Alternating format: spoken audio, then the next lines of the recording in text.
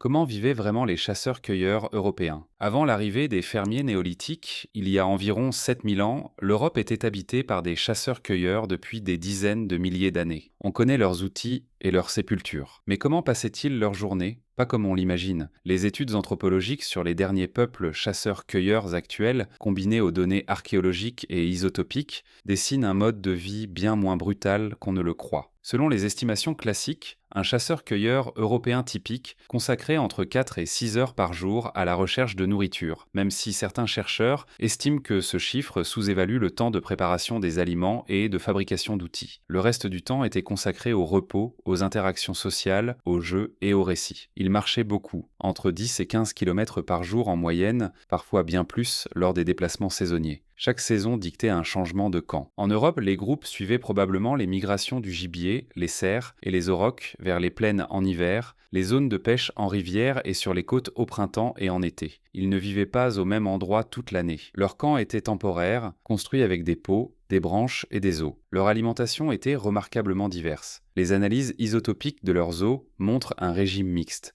Gibier, poissons, coquillages, noisettes, baies, racines, œufs d'oiseaux sauvages. Les populations côtières du Danemark mésolithique tiraient une grande partie de leurs calories de la mer. Ceux des forêts intérieures chassaient le cerf, le sanglier et le lièvre. La chasse au gros gibier, notamment aurochs ou mégacéros, était un événement collectif occasionnel, pas quotidien. La plupart du temps, la nourriture venait de la petite chasse et de la cueillette. Ils fabriquaient des outils en silex, en os et en bois de cerf. Des hameçons, des pointes de flèches, des grattoirs, des aiguilles. Ils connaissaient la colle, fabriquée à partir de résine de bouleau. Des traces de pigments ocre retrouvées sur des sites mésolithiques suggèrent des pratiques artistiques ou rituelles. Ils enterraient leurs morts, parfois avec des ornements, des coquillages ou des bois de cerf, signes de croyances et de rituels. Et ils n'étaient pas isolés. L'ADN ancien montre des échanges génétiques sur des centaines de kilomètres. Des coquillages méditerranéens retrouvés en Europe centrale, des silex du Jura retrouvés en Belgique. Des réseaux d'échanges existaient déjà, à une échelle plus modeste que les fermiers, mais réels. Au final, les chasseurs-cueilleurs européens n'étaient ni des brutes affamées, ni des nobles sauvages. Ils mangeaient mieux que les premiers fermiers qui les ont remplacés et maintenaient des réseaux sociaux sur des longues distances. C'est un mode de vie qui a duré des dizaines de milliers d'années. L'agriculture, elle, a à peine plus de 10 000 ans. Si vous ne voulez pas rater la prochaine vidéo sur la génétique des peuples,